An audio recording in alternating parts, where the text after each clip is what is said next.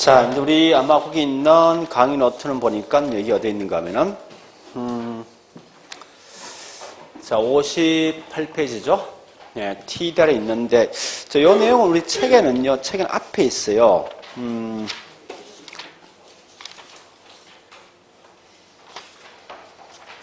자, 개발권 양도제에서 있는데,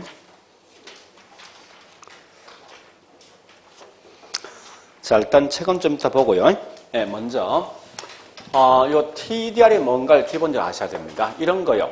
어떤 특정한 지역에 어떤 규제돼 있어요. 저 그린벨트 묶여 있으면 그 지역에 있는 주민은 분명히 손해보게 돼 있어요. 그래서 손해본 거에 대해서 보상해주는 가장 대표적인 예가 개발권 양도제라 좀 보셔야 됩니다.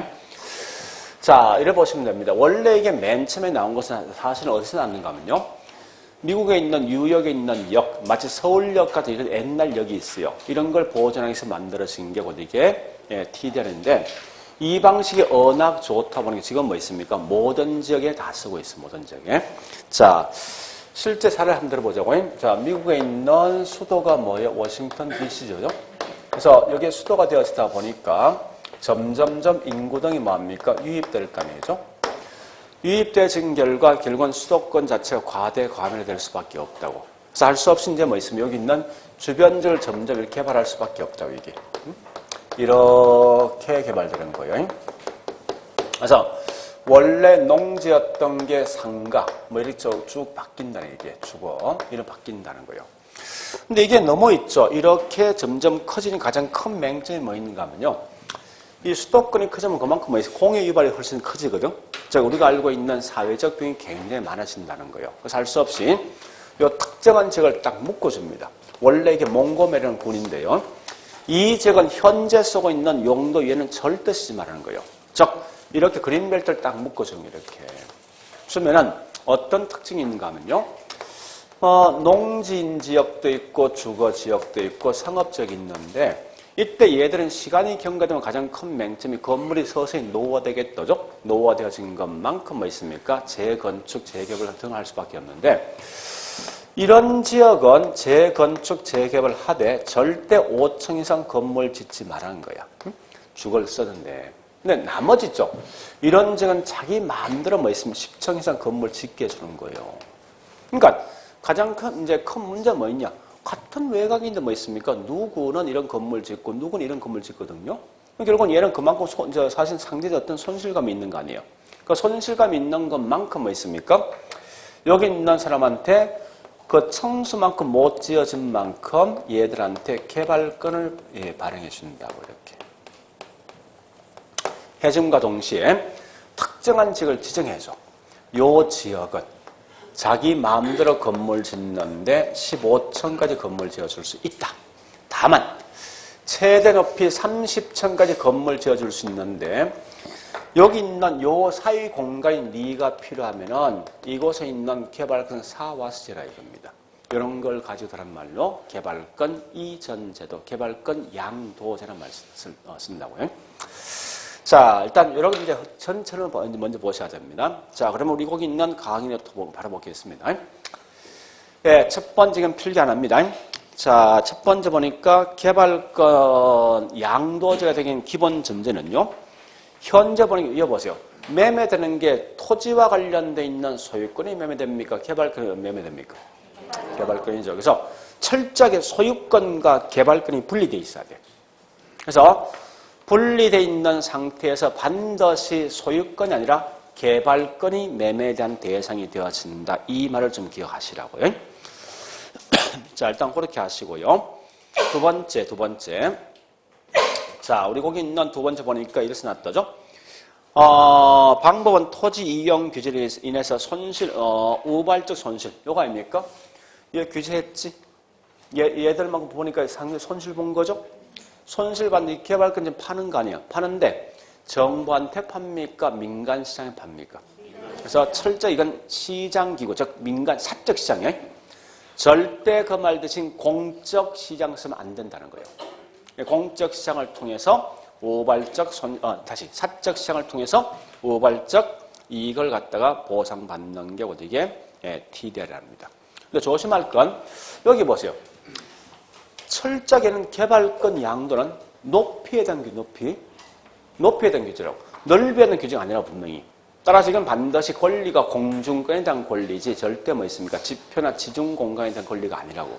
그런 말 좀 기억하시라고요. 그리고 자, 개발권을 발행해 준 이유가 뭐요? 얘들보다 상대적 어떤 손실감이 있는 거지. 이 말은 결국 뭐 형평성을 갖다 이 고려한 거지. 절대 이 말 대신 효율성을 고려한 게 아니에요. 그런 건 좀 기억하시라고. 그러니까 형평성 측면 때문에 여기 있는 개발권이 현재 발행되는 거예요. 그러면 세 번째 보니까요. 요거 묻는 거예요. 자, 그러면 좋다. 현재 개발권이 발행되는 지역과 개발권이 적용된 지역이 있습니다. 자, 보세요. 개발권이 발행되는 지역은 요 A 지역입니까? B 지역입니까? 개발권이 발생되는 지역. A 지역이지. A 지역은 분명히 몇 층 이상 건물 짓지 마 규제되어 있지. 그러니까 토지 이용 규제되어 있는 지역이에요. 다시 여기 있는 B 지역이 지금 적용된 지역입니다. 요 지역도 뭐 있습니까? 너는 몇 층까지는 개인을 짓는데 더 이상 짓지 마 이거지. 다만 더 이상 높은 층수일 때 받는 개발권 사활의 이거 아닙니까? 얘들도 결국은 토지 이용 규제가 되어 있는 거예요. 그래서 꼭 아실 건 개발권 발생 지역이든 개발권 적용 지역 둘 다 토지 이용 규제가 되어 있는 지역이라는 사실 좀 아시고요. 자, 그러면 이 개발권이 굉장히 활성화되기 위해서 어떻게 해야 될 것인가 하는 건데요. 잠시만요. 여기 보세요. 만약에 있죠. 만약에 여기 있는 이 지역에 네 마음대로 건물 짓는 건 29층까지 짓고 나머지 1층만 개발권 사오면 개발권 사오겠습니까? 이거? 안 살 것 같아. 거꾸로 했죠. 3층까지만 짓고 나머지 무조건 개발권 사오래. 이건 분명히 사오겠지. 그러니까 당연히 이용 규제가 강화될수록 훨씬 더 활성화된다고 이게. 그리고 땅값이 굉장히 싸면 높은 건물 짓겠습니까? 넓은 땅 쓰겠습니까? 그 높은 건물 필요 없는 거 아니야. 반대로 땅값이 굉장히 비쌀 때 좁은 땅에 높은 건물 짓겠다죠. 그래서 집가가 상당히 비싼 적이 있을 때 훨씬 더 효과적입니다. 자, 마지막에 문제점이 있어. 근데 그럼 참고로 이 개발권이 적용될 수 있는 지금 도심 안쪽이 되겠습니까? 아니면 외곽 되겠습니까? 안쪽. 왜냐? 한번 생각해 보세요. 내가 현재 건물 짓는 건축업자 뭐 있습니까? 개발권 매입비하고 건물 짓는 합친 비용하고 건물 완성 후에 나오는 수익 중에 수익이 더 커야 될 거 아니에요. 그럼 당연히 수익이 큰 쪽은 도심 안쪽이 될 수밖에 없다고. 그러면 이거 아닙니까? 원주시 중심가는 원래 15층이 이 고도제한 묶여 있었는데 지금 뭐 있습니까? 어떤 집은 30층, 어떤 집은 15층, 어떤 집은 5층 돼 있단 말이에요. 그럼 가장 큰 맹점 뭐 있습니까? 지역 지구제가 완전히 와야 되는 거 아니에요, 이게. 그죠? 또한 야침, 도심 안쪽에 고층 건물이 쭉 들어있으면 그만큼 뭐 있으면 교통 혼잡은 훨씬 심하겠지. 이 교통 혼잡 등에 대한 사회적 비용이 훨씬 더 커진다는 거예요. 그래서 그 내용까지만 여러분들이 기억하시면 돼요. 더 이상 딴 거 볼 필요 없습니다. 자, 일단 여기까지 했으면 됐어요. 자, 이제 그 다음 갑니다. 여기까지 했으면 그 다음에 이제 관리 갈 겁니다. 부동산 관리. 우리 책은요, 부동산 관리가 어디에 있는가 하면은, 448페이지요.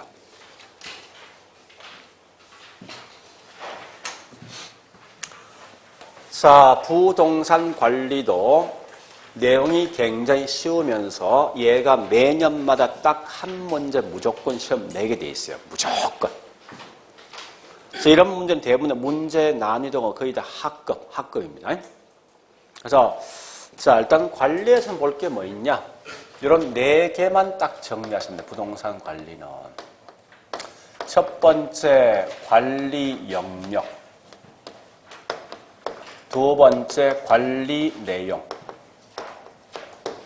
세 번째 보니까 관리 방식.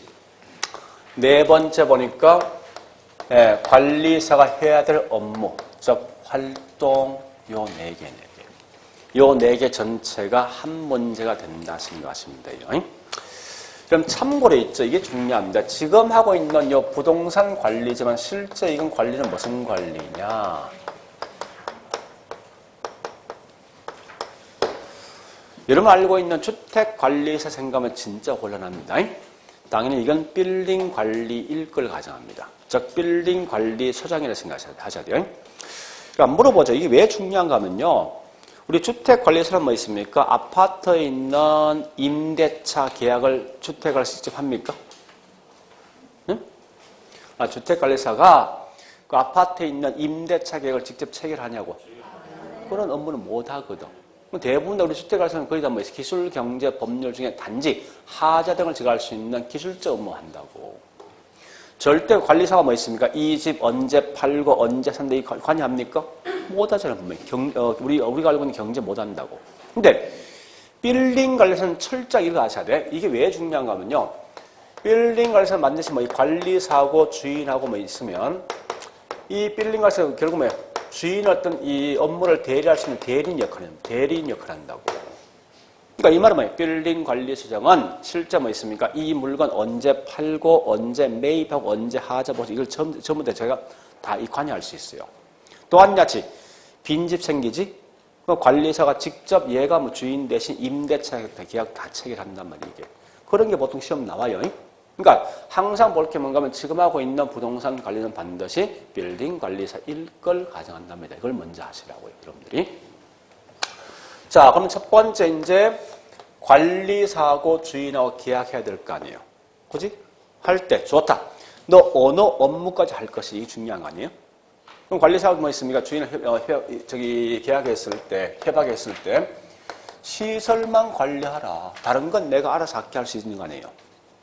또는 그러지 말고 이 건물 전체를 통째로 운영해 들어가는 거야. 그러니까 이 건물 월세 얼마 받아서 네가 보니까 얼마 정도 이익을 남기고 또 뭐 있습니까? 언제 이걸 하자 보수하고 언제 매입해서 언제 처분할 것인가 해서 주인한테 어쨌든 다른 건 다 필요 없어. 어떻게 하면 돈을 벌어줄 것인가 이것까지 연구하려는 거예요. 또는 그 반대 거꾸로 뭐 있습니까? 또는 임대차 관리만 할래. 응? 즉 임차인을 관리하고 임대차 계약만 할래 하는 거예요. 그러니까 묻는 이 말 뜻이고요. 어느 범위까지 할 것인가에 대해서 묻는 거예요. 항상 볼 건 요 두 개만 좀 정리하시면 두 개만. 요건 약간 또 이론 소지가 있으니까. 그래서 항상 물었을 때 이건 어떤 예가 어디 속에 포함될까 이거 마시면 돼요. 그러니까 결국은 시설이 뭔지 알죠? 이 건물 하자 등을 이제 시설 등을 운영해 주는 거예요. 자산 관리는 결국 뭐 있습니까? 어쨌든 수익과 비용 관련돼 있는 업무를 한다 이 말 아닙니까? 내용 자체가. 그죠? 네, 이렇게 내용을 좀 정리하시고요. 자, 일단 이것도 주로 묻는 이제 어떤 예가 어떻게 포함되고 묻는 거예요. 그래서 우리 아마 책에 보니까 이 내용이 어디에 있는가 하면요. 여기 있습니다. 우리 책은 보니까, 450페이지 있는 이 내용은 관리 영역이 아니라 관리 내용입니다. 관리 영역은 우리 책에선 네, 저기 있네. 452페이지 맨 밑에 있죠? 맨 밑에. 그래서 이러한 예가 어디 속에 포함될까 묻는데 그 중에 특히 뭐 있습니까? 시설 관리와 그다음에 자산 관리만 하시면 돼요. 우리 아마 책에 뭐 있습니까? 자산 관리 나와 있는데 이렇게 나와 있죠, 그죠? 가치를 높여주고 부의 극대화를 위해서 노력하는 게 뭐냐? 이게 자산 관리 되는 거예요. 그러니까 가치를 높여주고 뭐 있습니까? 예, 부의 극대화인데 이 말은 한마디로 뭐 있으면 어쨌든 수익과 비용 관련된 모든 업무예요. 그러니까 우리 이런 경우 있죠. 월세가 있죠. 월세를 조금 올렸었는데 물론 공실은 발생하죠. 근데 공실이 적게 발생한 결과 오히려 전체 수입이 더 클 수도 있어요. 거꾸로 월세 조금 올리니까 공실이 확 크게 많이 발생할 수 있다고. 이런 걸 갖다 고려해서 결국은 월세 등도 분명히 조정할 수 있다는 사실은요. 그래서 어쨌든 수익과 비용 관련된 모든 건 전부 다 자산 관리입니다. 자, 그 다음에 관리 내용요. 관리 내용은 보니까 이거 세 개예요. 기술적 관리와 그 다음 뭐 있습니까? 경제 관리와 또 뭐 있죠? 법률적 관리가 있어요. 그죠? 이러한 세 개 중에서 얘도 주로 어떠한 얘가 어디 속에 포함될까 묻는 거예요. 근데 우리가 가만히 한번 봐보세요. 보니까 사실 이 말 같거든, 이거. 요게 시설 아니야. 그지? 말 그대로. 요게 뭐요? 임대차가 뭐지? 임대차 계약. 법이지. 그죠? 그놈이에요. 그러니까 이게 왜 그런가 하면 여기 1번에서 이렇게 넘어오니까 이렇게 넘어왔거든. 사실 같은 말이네, 이게. 같은 말인데 이게 미국에서 바로 넘어온 경우 일본식 용어입니다. 용어라고. 그런 것도 약간 두 개 차이 있는데 희한하게 한국에서 이거 뭐 딱 구분시켜 놨어. 자, 어쨌든 같이 그냥 묶어서 보시면 돼. 영영 묻던지 내용 묻던지 그놈이니까.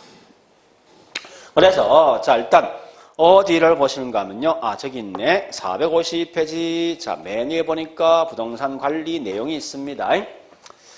자, 내용 중에 이 토지 건물이 있지만 토지는 보지 말고 건물만 볼 거예요. 건물 보니까 기술 관리 있어요. 자, 건물 보니 위생 관리, 설비 관리, 보안 관리, 보정 관리가 있습니다. 그 중에 보니까 우리 특히 뭐 있습니까? 이건 대충 파악되겠죠. 보안 관리에서 보니까 뭐가 있는가 하면요. 우리 지금 책에 없는데. 자, 그럼 요건 좀 아셔야 돼. 보험에 가입한다. 이건 기술 관리입니다. 요건 좀 기억하시라고요. 그러니까 보험에 가입한다. 이 말은 화재 보험에 가입하면 내 집이 전소되었을 때 다시 원래 상태 건물을 지어줄 수 있게 만들어주는 게 이게 이 보험이라는 거예요. 자, 그리고 그 다음에 그리고 경제를 보는 게 어떤 게 있습니까? 임대, 손익관리, 이익관리, 재무관리, 회의관리, 전부 경제 관련되어 있는 개념이죠. 다만 인력관리도 반드시 경제관리 속에 포함된다. 이 말 기억하시고요. 그러니까 인력은 곧 이겁니다. 그럼 실제 이쪽 아파트 보니까 우리 옛날에 있지 않습니까? 각각 있는 동마다 경비실 따로 있었죠. 그래서 그때는 보니까요. 이 관리비 중에 전체 관리비 중에 인건비가 얼마 하는가 하면 3분의 2 이상 차지합니다. 실제 68%거든요. 인건비가. 그래서 거기 있는 각각 있는 동마다 경비실 싹 없애고 자동문 달았죠. 그렇게 되면 결국은 15% 정도 이게 이 인건비 감소된다고. 결국은 인건비는 결국 뭐 한마디로 했던 이 비용과 서로 관련돼 있죠. 그런 결과 그래서 이게 경제 관리 속에 포함되는 거예요. 자, 그다음에 법률적 관리 보니까 뭐 계약인이 법인이 이 말 나 있죠. 그래서 이런 말로 전부 다 이건 법률적 관리 속에 포함된다 보시면 돼요. 자, 그리고 있죠. 관리 방식이 뭐냐 이겁니다. 주인이 직접 관리하는데 이게 뭐지? 자가 관리지. 그 다음 뭐 있습니까? 혼합 관리가 있고 마지막에 전문가한테 맡기는 위탁 관리가 있어요. 있는데 항상 이게 물을 때 있죠. 장단점을 묻게 돼. 장단점. 뭐 잘 알지만 자가하고 결국 뭐 있습니까? 위탁은 반대입니까? 그래서 자가에 대한 단점은 곧 위탁이 뭐 되겠습니까? 예, 자가에 대한 장점은 곧 위탁의 단점이에요. 거꾸로 자가에 대한 단점은 곧 위탁이 뭐 되겠습니까? 이렇게 서로 상반되어 있는 걸 보시라고. 그래서 일단 책에 있는 내용 가지고 좀 정리해 보자고요. 자, 책 봅니다. 어디 보는가 하면요. 455페이지요. 예, 455페이지 보니까 부동산 관리 방식의 장단점이 있습니다. 자, 그 중에 자가관리. 자, 이런 참고로 있죠. 대형 건물은 주로 위탁입니까? 아니면 저기 있는 자가입니까? 소규모 건물은요. 그런 건 기본 베이스 알고 있어야 돼. 자, 일단 자가관리에 대한 장점 가볼게요. 장점 중에서 2번. 예, 서비스 제공할 수 있다. 그 다음에 3번. 예, 통제 권한 강하다. 그 다음에 5번. 관리위원회 애착심이 강하다. 그 다음에 7번. 기밀유지 보안면에서 유리하다. 그죠? 그 다음에 8번. 고장 등이 발생했을 때 신속히 뭐 있습니까? 제거할 수 있다. 그 다음에 단점. 자가에 대한 단점. 그 중에 1번. 매너리즘에 빠지기 쉽다. 그 다음에 쭉 가서 예, 저기 있는 그거 하나 보시면 되겠는데 사실은요. 자, 그다음 위탁관리 장점. 자, 장점 중에 가장 중요한 거 3번. 예, 본업에 전념할 수 있다, 소유자는. 그 다음에 4번, 비용 등을 절약할 수 있다. 5번, 타성화 또는 매너지즘을 방지할 수 있죠. 그러니까 빠지기 쉽다, 이건 자가에 대한 단점이에요. 방지할 수 있다, 이건 위탁에 대한 장점입니다. 자, 위탁에 대한 단점. 단점에 거기서 뭐 있습니까? 가장 중요한 게 4번 인사이동이 많다. 그 다음에 5번 기밀 유지 등이 어렵다. 그 다음에 6번 건물에 대한 애호정신이 상당히 낮더라. 자, 넘어갑니다. 자, 넘어가 보니까 456페이지요. 혼합 관리는 무조건 단점의 1번. 문제 등이 발생했을 때 책임 소재가 불명확하다. 그런 게 중요하답니다. 자, 그러면 우리 밑에 확인 학습 중에서 4번을 바로 가보고 4번. 자, 4번. 기밀 유지 보안 관리 측면 누가 좋은 거예요? 자가죠? 그런 걸 장난친다 이거예요. 다시 3번. 관리자의 중요한 역할 제가 좀 이따 할 건데요. 거기 뭐라 했습니까? 소유자의 수익 극대화가 임차인과 좋은 관계 유지가 중요하다. 그럼 참고로 생각해보세요. 임차인과 어떤 관계가 좋으면 그만큼 임차인 딴 데 도망가겠습니까? 계속 머물러 있지? 안정되어 있는 임대 수익 가져갈 수 있죠? 결국은 이런 것 때문에 상당히 중요한 역할을 한다는 거예요. 자, 그러면 여보세요. 이제 마지막 4번째 관리 활동가입니다. 이 말은 관리사가 반드시 해야 될 업무가 뭐 있냐는 거예요. 그럼 지금 쓰고 있는 빌딩 관리소장이 해야 될 업무를 묻는데 이거 우리 책에 있는 것만 암기하면 안 돼. 하지 말고 뭐 있습니까? 자, 우리 한번 생각해보세요. 관리소장이 해야 될 업무 뭐 있습니까? 응? 시설, 하자, 보수 등 시설 유지하고 또 응? 친절하고 또 보고해야 되고 또 잡상이 막아주고 또 저기 있는 임대차 계약은 하지. 그런 게 중요해요. 임대차 계약도 직접 할 수 있어요. 또한 임차인 모집도 할 수 있어요. 또한 임대를 뭐 있습니까? 수집할 수 있어요. 그러니까 이런 등등. 그러니까 굳이 그 자체를 자꾸 암기하지 말고 그 흐름 자체를 쭉 보시라고요. 근데 실제 이제 우리 책에 보면 이렇게 크게 5개 나 있어요. 제일 먼저 첫 번째 임대차 활동이 있어요. 두 번째 임대료 수집이 있어요. 수집도 해야 된다는 말뜻이. 세 번째 유지활동이 있어요. 네 번째 보니까 보험에 가입할 수도 있습니다. 다섯 번째 이제 보고서 작성하고 보고하고 또 뭐 있습니까? 예산도 집행해야 되지? 그죠? 이런 등등에 대한 업무를 해주는 것 이게 다른 말로 관리사가 해야 될 업무라는 거예요. 그래서 일단 컨트롤 먼저 보셔야 됩니다. 그럼 이때 보니까 첫 번째 뭐 있냐? 요거부터 합니다. 이 중에 가장 중요한 게 누구냐? 얘가 제일 중요합니다. 임대차 활동이. 자, 일단 빌딩에 보니까 빈 사무실 등이 발생했습니다. 했으면 이제 임차인 모집하죠? 그래서 임차인을 맨 먼저 모집한답니다. 하면은 이걸 통해서 뭐 있습니까? 가장 알맞은 임차인을 뭐 하겠습니까? 선정을 분명히 해야 될 것 같아요. 그 선정한 다음에 거기다 뭐 하겠습니까? 임대차 계약 체결하죠? 임대차 계약을 체결합니다. 이런 순서로 가는데 이때 조심할 건 임차인 선정할 때 선정 기준, 이 기준이 있어. 기준이 있는데 주거 일대와 매장 일대와 그 다음에 사무실 일대와 그 다음에 공장 일대 약간 차이가 있어요. 그럼 주거는요, 우리 한번 생각해 보세요. 옆집하고 사이가 굉장히 안 좋아. 조만간 한 명 나갈 거 아니에요, 그죠? 그러니까 항상 사이가 좋을 때면 그만큼 뭐 있으면 오랜 게 머물러 있다고. 그래서 옆집하고 어떤 인간관계, 연대성, 유대성을 고려해서 임차인을 모집한답니다. 매장은 당연히 뭐가 중요합니까? 수익이죠. 사무실, 공장은 각각 있는 사무실, 공장마다 특성에 대한 차이가 있으니까 그 특성에 가장 알맞은 임차인을 모집한답니다. 이런 걸 뭐라냐? 적합성이라는 용어 쓴답니다. 자, 그런 다음에 임대차 계약할 때, 자, 우리 여기 있는 주거는 무조건 조임대차, 총임대. 그러니까 우리 보통 이런 게 있잖아요. 원룸 같은 게 있죠. 원룸 같은 거 보통 월세 받으면 그 속에 전기세, 수도세 다 포함되어 있죠. 그죠? 그런 게 뭐냐? 그게 총임대, 총임대.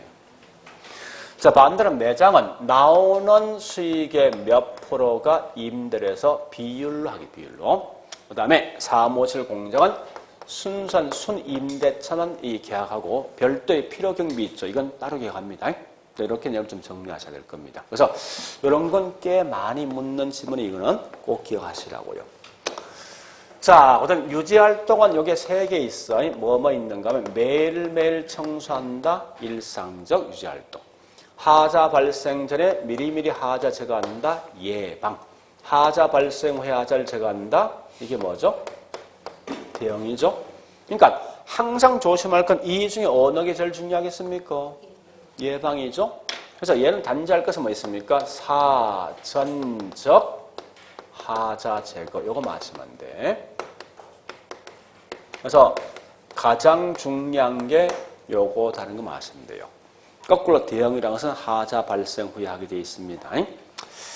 자, 이 보험도 있죠. 꽤 많습니다. 손실보험, 손해보험 등 있는데 다른 가지 말고 요것만 좀 기억하세요. 보험 중에서 임대료 손실보험. 요 개념 아셔야 돼요. 임대료 손실보험. 자, 잠시 우리 책에 있는 거 잠시 볼게요. 자, 책 보니까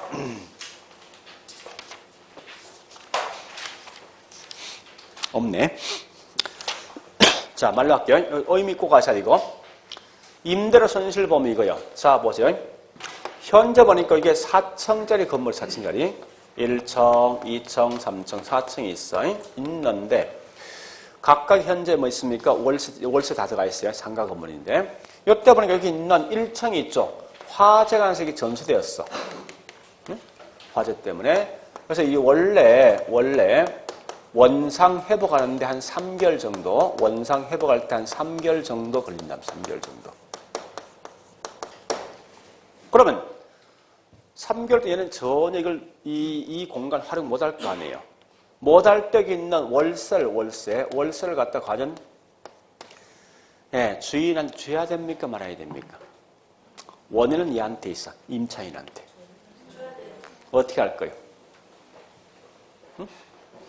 이런 게 한참 일단 분쟁에 대한 소지가 될 수 있거든요. 그래서 이럴 때 뭐 있습니까? 이런 걸 대비해서 드는 보험이 무슨 보험? 그 말이에요, 그 말. 네? 그런 개념 아시면 돼. 그러니까 이런 사고 등이 발생했을 때, 결국은, 여기 있는 손실보험들은 결국은, 이걸 가지고 결국은 월세 주겠다. 그죠? 그렇게 한번 기억하시면 될 거예요. 자, 그 다음에 보고서 작성 등 있는데, 이 내용이 워낙 중요하니까요. 우리 책은 이걸 따로 떼서 뭐 있습니까? 부동산 관리 정보 체계라고 돼 있어요. 부동산 관리 정보 체계. 그래서 우리 아마 책 보니까 책이 저기 뭐 있습니까? 460페이지 관리 정보 체계라는 게 있습니다. 자, 요거 제가 일단 먼저 이렇게 한번 설명해 볼게요. 여기 보세요, 이제. 현재 보니까 이게 어디 있는 건물인가 하면요. 서울에 있는 종로, 종로에 있는 종각에 있는, 빌딩인데, 이 빌딩에 보니까 어떤 15층짜리 빌딩이 있습니다. 있는데 보니까 각각에 있는 빌딩 안에 사무실 부분이 있을 것 같아요. 있는데 이게 101호, 102호, 그다음에 103호 쭉이 있을 것이고, 201, 202, 그죠? 그 다음에 1001, 1002 쭉이 있을 것 같아요. 이렇게 호실 자체가. 그러면 여기 있는 요 사무실 관련돼 있는 자산 목록 카드를 만들 수 있어요. 어떻게 하냐? 이렇게 만든답니다. 우리 책에 있던데 보니까 제일 먼저 지역 코드.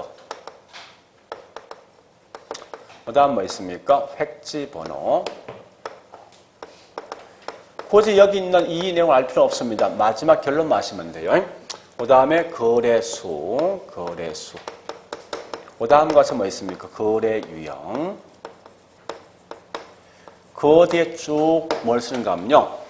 이 사무실에 현재 쓰고 있는 업종이 뭐고, 또 언제 뭐 있습니까? 임대차 계획, 이 날짜를 다 써주게 돼 있어요.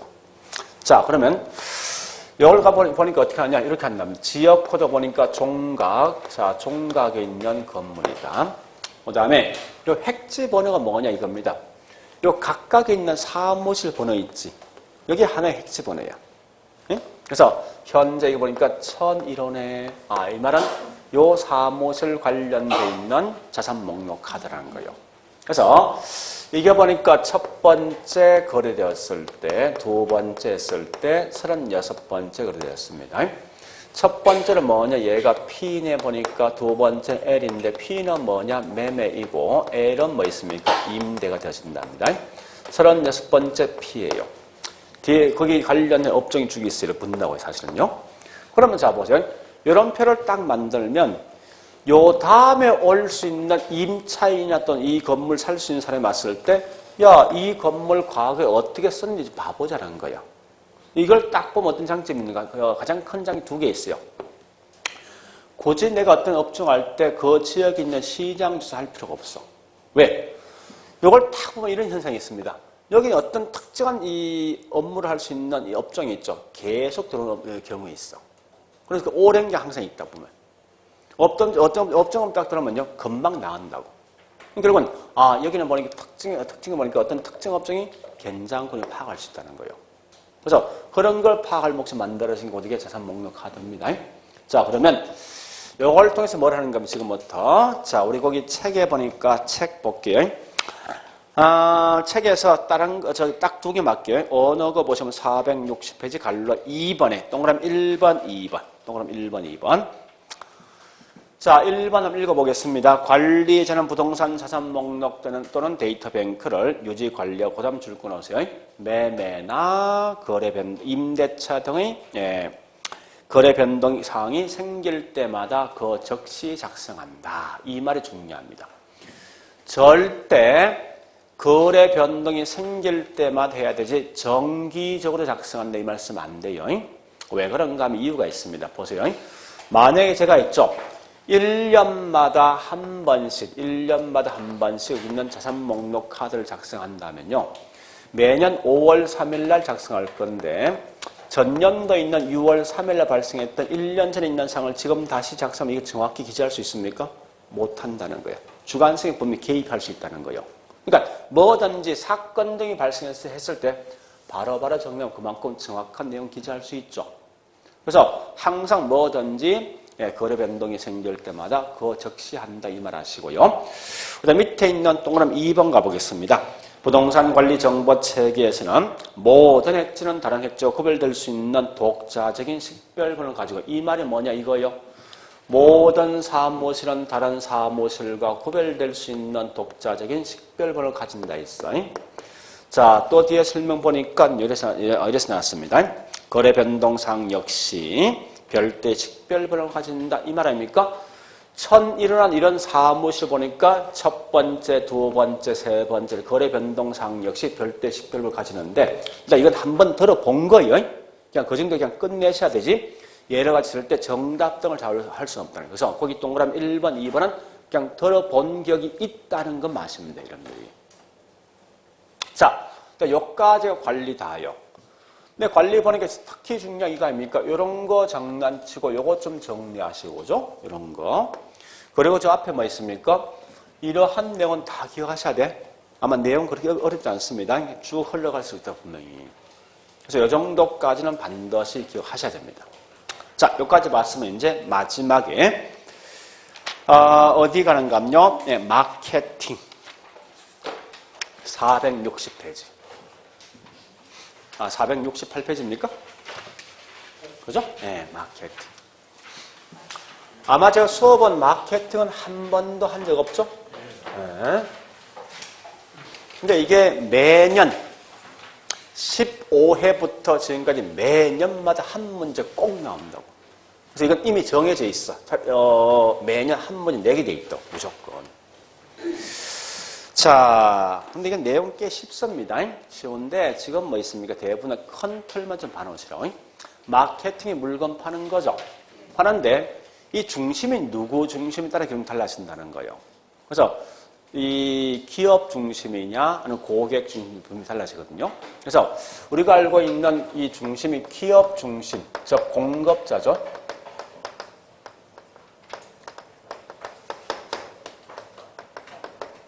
그 다음에 소비자, 즉 이 말은 뭐 있습니까? 고객 중심이에요. 따라서 마케팅 방향이 달라진다는 거예요. 그래서 기업 중심 보니까 이게 누구냐? 시장 점유 마케팅이에요. 결국은 기업은 가장 중요한 뭐가 중요합니까? 내 제품이 시장 전체에서 어느 정도 점유하기 중요하거든요. 그래서 시장 점유 마케팅인데 항상 우리 공급자 또는 뭐 있습니까? 이 말 나오지. 나오면 나오는 순간 전부 다 이건 시장 점유입니다. 제목 자체가.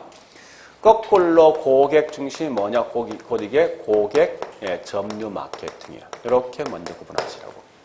한 개 돼 있어요. 마지막 보니까 이게 관계 마케팅. 이렇게 세 개 있어요. 관계 마케팅.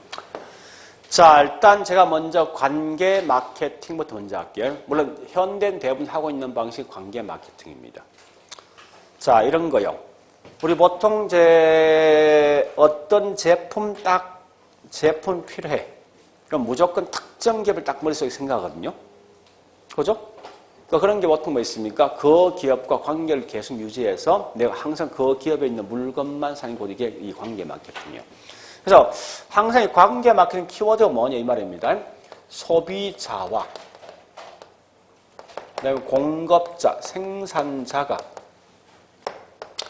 지속적이면서 우호적인 관계를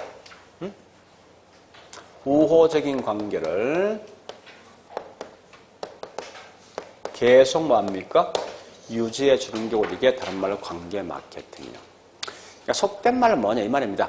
한 번 고객은 영원한 나의 봉이야. 그러니까 우리 관계 마케팅 가장 대표적인 예가 먼저 이런 겁니다. 이 광고 있죠. 이 광고를 하는 목적이 뭐예요? 응? 기업들이 열심히 광고하지.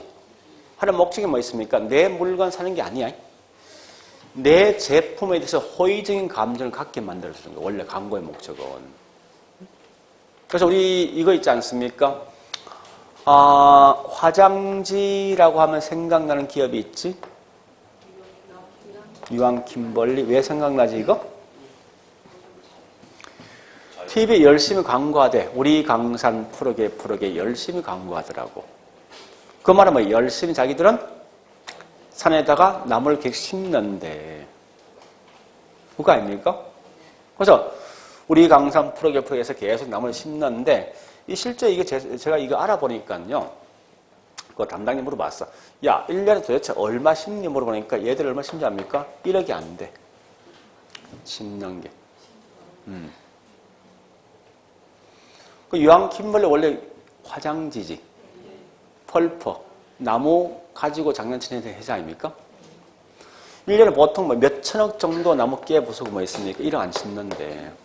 열심히 광고하는 프로게에서 마치 우리한테 뭐 사기친 거 아닙니까? 그래서 이걸 이제 보통 국민이 이미 알고 있는 거예요. 알고서 이제 바꿨어, 지금은. 이 광고할 때 보니까. 어떻게 합니까? 사회적 소외계층을 위해서 뭐 한답니까? 사회적 기업을 운영한다를 바꿨다고. 그러니까 이렇게 계속 기업들이 뭐 있습니까? 이 일반 광고하는 목적이 이런 거예요. 우리 기업이 현재 어떤 사회적 활동을 잘 하고 있으니까 그럼 그만큼 뭐 있습니까? 우호적인 감정을 가지거든. 가진 것만 계속해서 그 회사 어떤 관계를 유지해서 항상 그 회사 물건만 사주게 만드는 거 이게 다른 말로 관계 마케팅이에요. 그러니까 우리 보통 광고 중에 특히 이미지 광고 같은 게 있죠? 이미지 광고. 또는 뭐 있습니까? 우리 뭐 문화 마케팅 같은 게 있지 않습니까? 또는 저기 있는 스포츠 마케팅 같은 거 있죠? 또는 뭐 있습니까? 체험 마케팅 같은 게 있어요. 이런 게 전 뭡니까? 몽땅 다 그 기업 자신을 우호적인 관계를 만들어주는 목적이에요, 이게. 그러니까 요 의미를 아셔야 돼. 그러니까 항상 이런 키워드, 관계는 항상 소비자와 공급자와 관계를 계속 유지하는 거예요. 그것도 좋은 감정으로서. 그래서 항상 나면 지속적인 관계, 우호적인 관계를 유지한다 이 말 나오게 돼 있어. 그 다음에 시장 점유가 뭐냐 이런 겁니다. 우리 제품이 시장 전체에서 어느 정도 포스를 차지할까 묻는 건데 가장 대표적인 예가 뭐냐 이겁니다. 맥주 시장, 화이트 시장하고 뭐죠? 요거죠? 원래 화이트에 대한 전신 누굽니까? 전신 크라운이지. 카스 아닌데 오비인데 오비. 네, 이거 오비죠. 그죠? 오비. 여기 누구죠? 맞습니까? 아, 맞는 것 같아.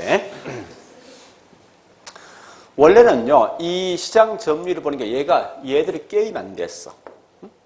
그 얘가 시장에서 80% 이상 얘들 다 차지했다고. 시장 전체를 갖다가. 얘가 한 20% 차지했거든요.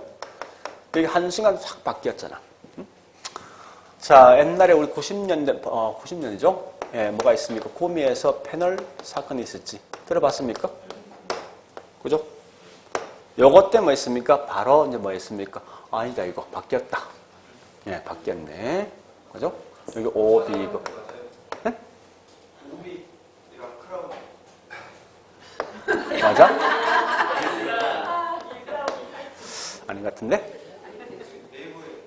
그래? 자, 봐볼게. 그래서 이렇게 하니까요, 이게 반대죠.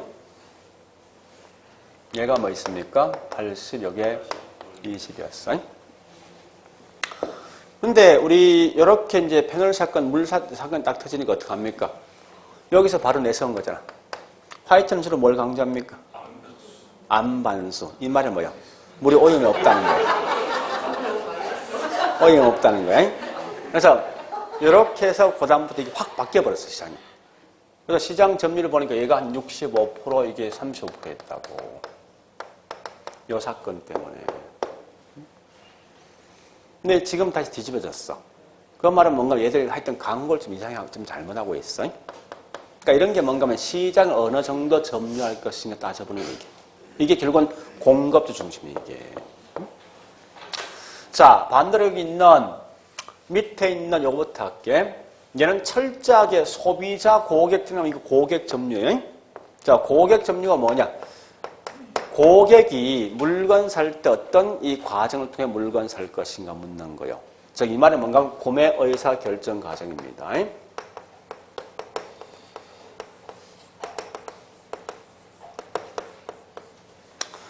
고객이 이런 과정을 통해 물건 산대. 곧 그게 뭐냐?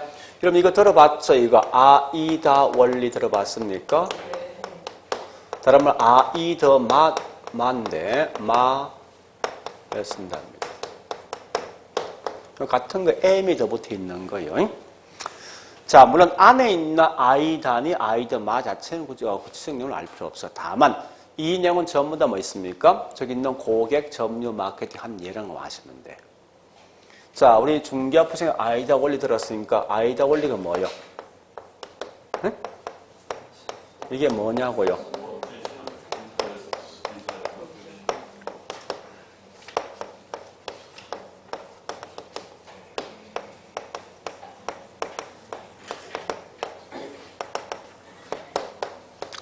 M은 메모리. 머릿속에 기억한다는 거예요. 그러니까 장기, 단기 기억이 있어요. 액션을 위해 있어요. 물건 살 때 보면 이런 과정을 통해 물건 산다는 거예요. 응? 그러니까 이걸 봤을 때 우리는 단순히 뭐 배웠으면 이 attention이 뭐지? 주목이지? 요거는요? 욕망, 욕구지. 요게 요거는요. 이게 뭐예요? 그냥 알겠습니까? 요거 알고 있으면 자동 알 게 뭔가 하면 셀링 포인트 뭔지 알고 있어야 되는데. 네? 셀링 포인트. 자, 이 말이에요. 여러분 실제 물건 살 때 이런 과정을 통해 물건 산다는 이게. 네? 구매할 때 내가 의사결정 이런 과정을 통해 산다는 거예요. 자, 물어보자고. 이걸 논리를 좀 아셔야 돼. 이런 거요. 오늘 아침 딱 일어나서 TV 보면서 시작했어. 학원까지 왔을 거 아니에요. 아마 오면서 굉장히 많은 광고를 봤다고. TV에 무수히 많은 광고 있었고 또 오면서 뭐 있으면 각종 간판이 있을 것이고 여러 개 어떤 광고 있었다고. 기억나는 광고. 예? 기억나는 광고. 없습니까? 응? 아, 오, 괜찮네.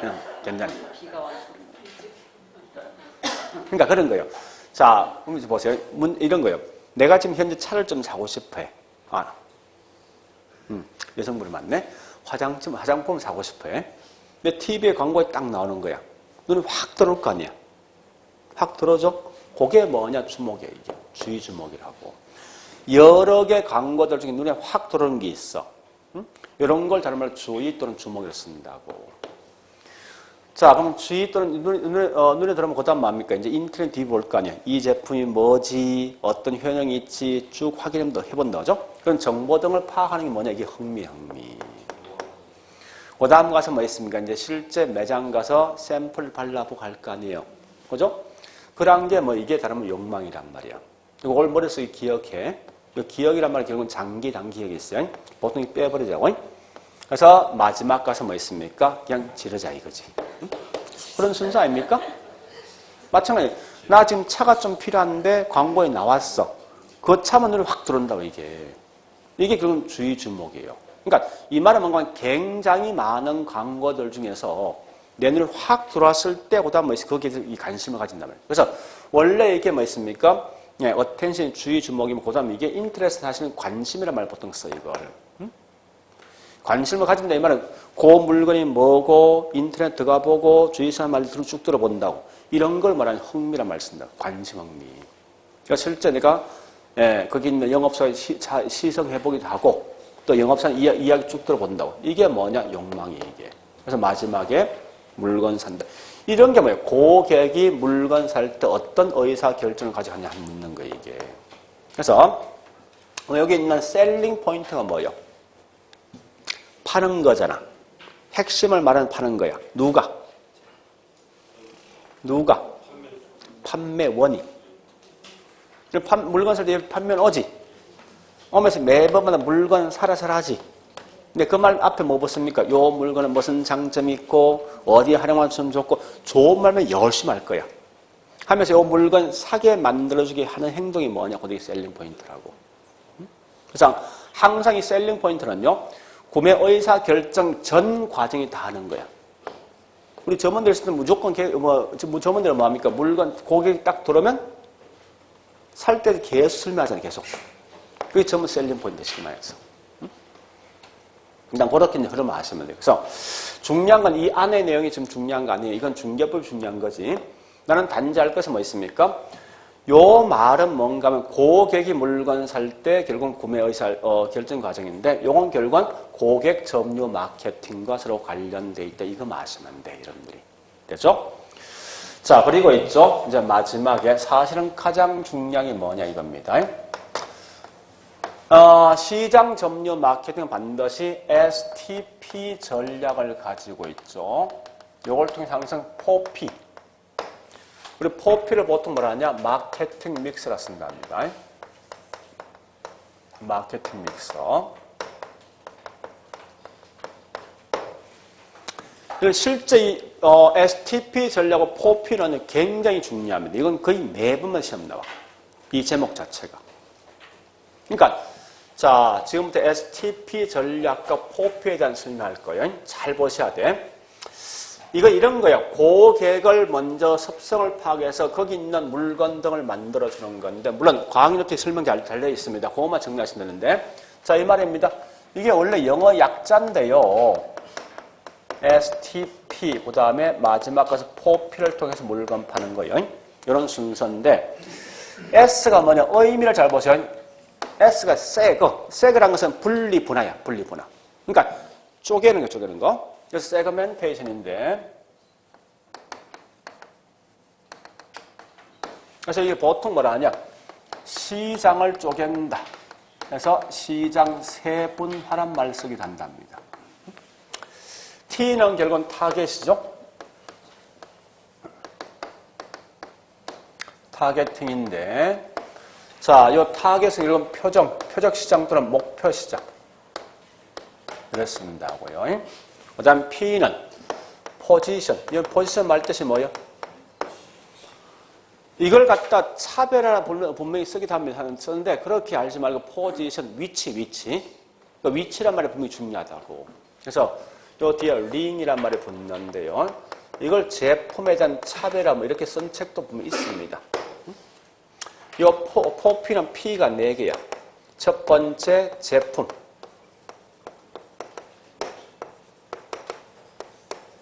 가격. 유통 경로.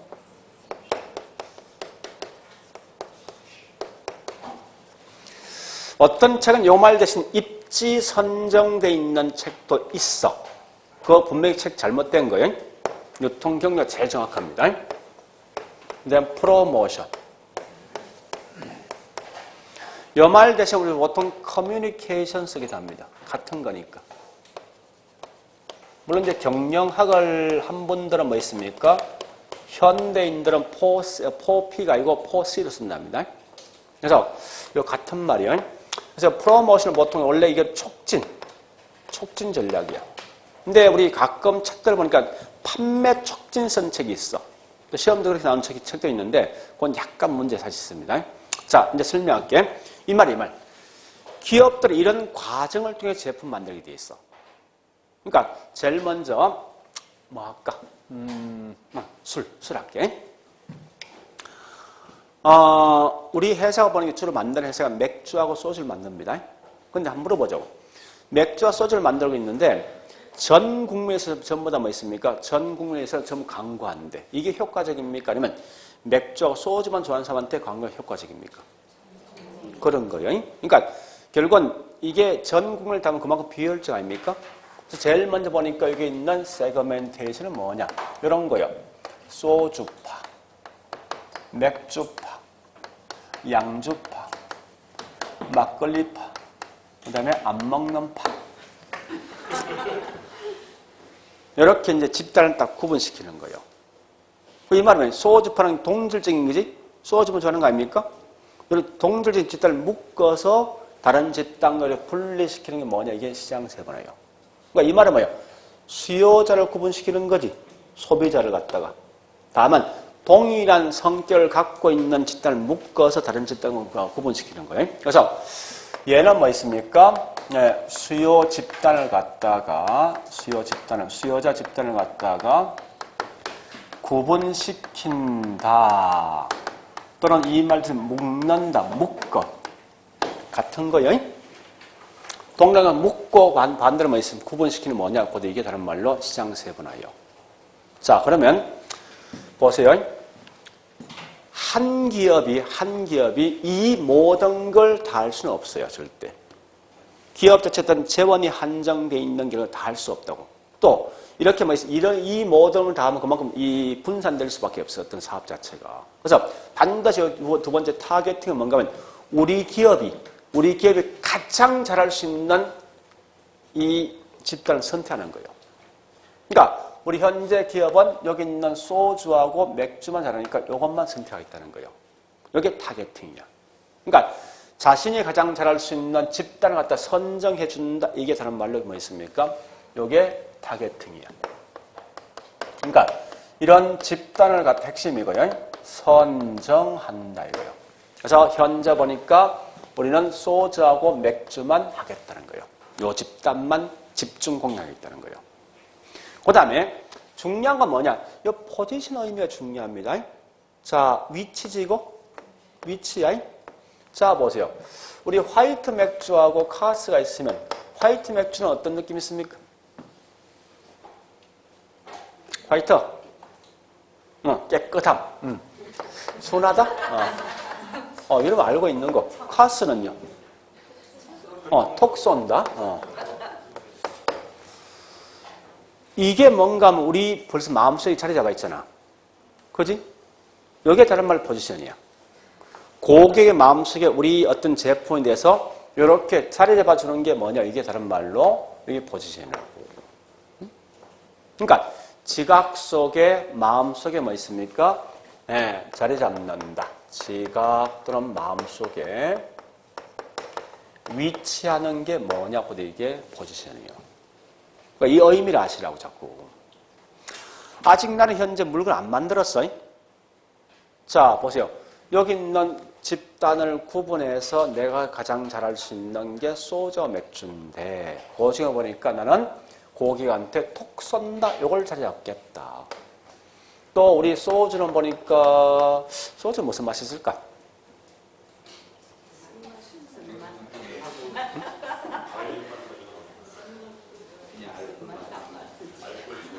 이 소주 약간 각 차이가 있거든요. 보면 이거 있어요. 참고로 있죠. 우리 참이슬하고 뭐 있습니까? 처음처럼 있으면 이거 여러분 실제 우리 서울에 보면요. 이거 광고하는 게 이 광고는 좀 달라집니다. 처음처럼 무조건적인 종로에 가면 광고를 많이 해. 실제 주류업체에서. 근데 참이슬은 보통 뭐 있습니까? 대학 근처에 엄청나게 광고한다고. 이게 나이 연령대가 있어. 그러니까 직장인이 보통 선호하는 게 처음처럼이에요. 현 추세가. 그러니까 젊은이들 보통 선호하는 게 참이슬이라고. 이게 달라요. 전부 다. 또 이런 게 있지 않습니까? 우리 막걸리 보니까요. 막걸리가 보통 누구지? 저기 국순당이 하죠? 얘들이 항상 막걸리 딱 만들지. 항상 이 막걸리 맛이 어떨까 시험을 분명히 하거든요. 이거 어디서 산지 압니까? 서울에 있는 청계산이야. 밑에서. 딱 정해져 있어. 딱 나오면 바로 한다고. 마찬가지로 우리 피자 같은 게 있죠? 피자는 무조건 2대. 앞에서 하게 돼 있어요. 그러니까 지역마다 그런 특성에 대한 차이가 있어요. 자, 어쨌든 관계없이 지금 의미가 포지션이 뭔지 아셔야 돼. 현재 내가 여기 있는 소주와 맥주를 집중할 건데 그럼 고객 마음속에 어떻게 자리 잡을 것인가? 네? 여기 순하다 할 것인가? 톡식 할 것인가? 이렇게 이제 먼저 하는 거예요. 그래서 나는 톡 쏘는 맥주를 하겠다라고 이제 했어. 이거 자리 잡는 거 이렇게 해서. 그런 다음 이제 뭐 있습니까? 제품 만들 거 아니죠? 만들었는데 이 제품을 보니까 뭐 있습니까? 이 맥주 속에 보니까 캔 맥주 있지? 그지? 병맥이 있지? 또 뭐 있습니까? 이런 제품을 만들어 준다고. 여기 있는 요걸 가지고 어느 정도 가격할 것이라는 건데 요 가격 수준 정책이 있고 그 다음에 신축 가격 정책이 있어요. 가격 수준은요. 처음부터 내 물건 고가 저가를 딱 정하는 거예요. 이게. 신축 가격이 중요한데요. 원준이 모르겠는데 우리 아파트 보니까 같은 동이야. 동인데 1층과 3층은 분양가 달라지지. 그 다음에 같은 층인데 남향과 동향 분양가이 다른 게 있어요. 본 적 있습니까? 그런 게 신축 가격이야. 그런 게. 같은 지역이지만 고객에 따라 결국은 달리 가격을 측정하는 방식이 있다고. 이런 게 신축 가격입니다. 자, 이제 가격 책정했어요. 이거 어떻게 팔 것인가 유통 경로 이겁니다. 기업이 있으면 고객이 있으면 이걸 직접 직구할래. 여기 있는 중간상 통해서 할래. 어떤 경로를 통해서 할 것인가 따져보는 게 이게 유통 경로라고. 자, 이제 경로 파악했어요. 마지막에 뭐 해야 돼? 이 물건 알려야 될 거 아니야. 우리 이런 물건 만들고 있다는 알립니다. 여기에 뭐냐? 촉진 방식 4가지 방식이 있어요. 첫 번째 가장 많이 알고 있는 광고. 두 번째 PR. 세 번째 뭔가 하면 인적 판매. 인적 판매가 뭐냐? 영업사원 쓰는 거 있지. 그 다음에 여러분 알고 있는 판촉이 뭐냐? 판매 촉진 준말이야. 여러분 판촉이 뭔지 알죠? 그러니까 가격 할인하든지 물건 하나 가격까지 2개 사든지 그럼 뭐 있습니까? 이런 게 보통 판촉입니다. 자, 여기 있는 전체 틀을 아셔야 돼. 이 흐름 자체를. 이렇게 알고 있을 때 갈 수 있다고 이게. 그럼 다시 해볼까 이제? 부동산 접목식 해볼게. 자, 내가 현재 어떤 아파트를 만든 이 회사입니다. 대림 할까요? 대림 아파트. 그럼 참 대림 있는데 자 일단 보니까 여기 있는 우리 아파트 뭐 있습니까? 자 다시 이렇게 하자고. 집을 선호하는데 임대주택 선호하는 사람들, 단독 선호하는 사람들, 아파트 선호하는 사람들, 또 뭐 고급주택 선호하는 사람이 있습니다. 이렇게 저기 뭐 있으면 집단을 먼저 분리시킨다고 이렇게 맨 먼저. 그럼 현재 우리 대림이 가장 잘할 수 있는 거 보니까 이 아파트를 굉장히 잘할 수 있다. 그러니까 여기 있는 이 집단만 이제 잡겠다, 그죠? 그렇지 않습니까? 그래서 여기 있는 이 아파트를 잡는데, 우리 대림 보니까 현대나 삼성과 다르게 자신만이 갖고 있는 어떤 이 고객의 마음속에 자리 잡는 게 있다고. 그럼 대림 생각 뭐 있습니까? 뭐 생각나는 게 있습니까? 삼성처럼 뭘 잘합니까? 삼성. 응? 똑같은 아파트인데 삼성과 현대와 대림은 약간 차이가 있어. 자기가 어떤 주장하고 있는 방향이 달라진다고. 응? 삼성은 주로 뭐가 좋던 거예요? 서비스 중에서 어떤 거? 서비스 중에 주로 어떤 거예요? 얘는 철저하게 환경이 있지. 조경은 끝내죠. 가장 잘하는 게 삼성이 가장 잘합니다. 조경은. 실제 보면요. 그래서 그런 쪽에 굉장히 많이 관심이 있어요. 이 말은 뭔가 하면 건물 내부도 외부를 훨씬 중요시합니다. 어떤 방향이. 대림은 그건 아닌 것 같아 보니까. 불편한 것 같아 사실은. 살아보니까. 얘들은 주로 뭘 강조합니까? 대림이 가장 제가 살아보니 가장 큰 단점이 뭐냐? 동선을 가장 불편하게 해요, 실제. 깔끔하지 못해 동선이. 다만 안에 구조는 굉장히 이쁘게 만들어. 구조만. 그러니까 얘들은 철저하게 어떤 눈에 보이는 구조를 굉장히 강조하더라고. 그러니까 이렇게 고객의 마음속에 자리 잡는 걸 달래준다고. 이게 뭐냐? 포지션이야. 그 다음에 이제 뭐 있습니까? 이제 아파트 만들어야 되지. 만들 때 뭐 있습니까? 20평, 30평, 40평, 50평. 다양하게 만들 거 아니죠? 또 그 중에 뭐 있습니까? 30평도 40평 보니까 방이 3개짜리 방 4개 있을 것 같아. 또 남향, 뭐 동향, 이런 방향을 다 틀리면 이게 제품.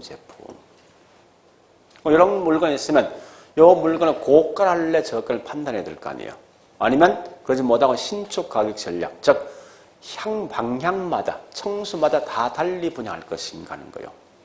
그 다음 뭐 있으면 여기 있는 어떻게 팔래? 직접 팔 수도 있고 아니면 우리 중간에 중개업자 통해 팔 수도 있지. 또 분양업자 통해 팔 수도 있지. 이런 게 유통 경로라고. 그 다음 뭐 있습니까? 어떠한 광고, 촉진인데 어떤 걸 통해서 이 물건 알릴 것이 하는 거요. PR을 통해서 할 것인가, 광고 통해서 할 것인가, 판매, 판촉을. 이런 판촉이 아닙니까? 우리 모델하우스가 보니까 우리 저거 하죠. 추첨해서 뭐 냉장고 등을 주지. 그런 게 판촉이에요. 쉽게 말해서. 자, 일단 이렇게 해서 내용을 정리하죠. 여기 다야. 전체가. 이런 형태로 내용을 보시는 가장 중요한 건 항상 요 핵심이에요. 요놈 나오면 무조건 지문상 요거 나오면 요거예요. 그 다음에 소비자 나오지 요걸 먼저 하시라고. 그러니까 고객까지 나오면 전부 다 이 집안이야. 얘는 철저하게 무조건 뭐 있습니까? 두 놈 다 관계, 둘관계. 요 둘관계라고. 관계를 계속 좋게 끝까지 좋게 유지시키는 게 뭐냐? 관계 마케팅이에요. 근데 특히 여기 있는 그래서 여기 있는 아이다 올리는 구체적 내용 알 필요 없어요. 단지 얘는 이 집안이고 나머지 요거는 아주 구체적 내용을 다 알고 있어야 돼. 개념 자체를. 이 자체를 다 알고 있어야 돼. 자, 일단 이렇게 해서 이제 책은 끝났습니다. 끝나고 좀 쉬었다가 저기 뭐 있습니까? 우리 모의고시 시험 친 거 있죠? 네, 그거 좀 풀자고요.